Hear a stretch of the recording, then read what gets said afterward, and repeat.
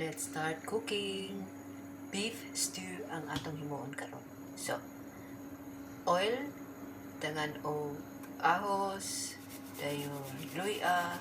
Base ng utana mo nganong ako nang giapil og gisaang luya para mangun mahumot.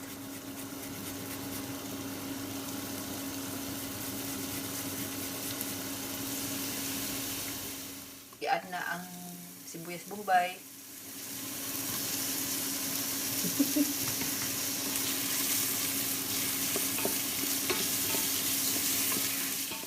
Kamatis.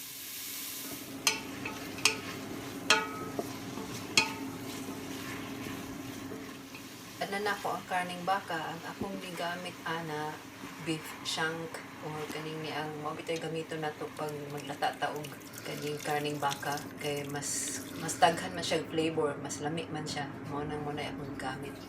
Ug karon ang patis, anya asin, dayon pepper na dayon.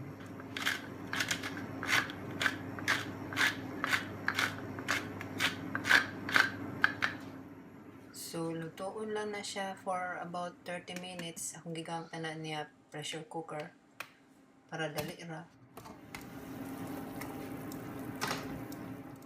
Butang na nako ang carrots.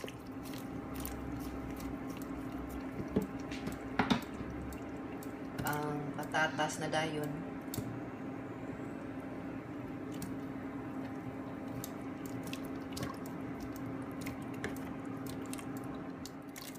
Anya ang tomato sauce or tomato chunks.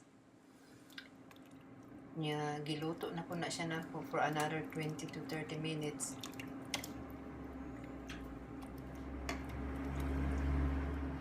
Kunya gibutangan dahil nako og flour or cornstarch para mo kuan ba sapok-sapok ang sabaw.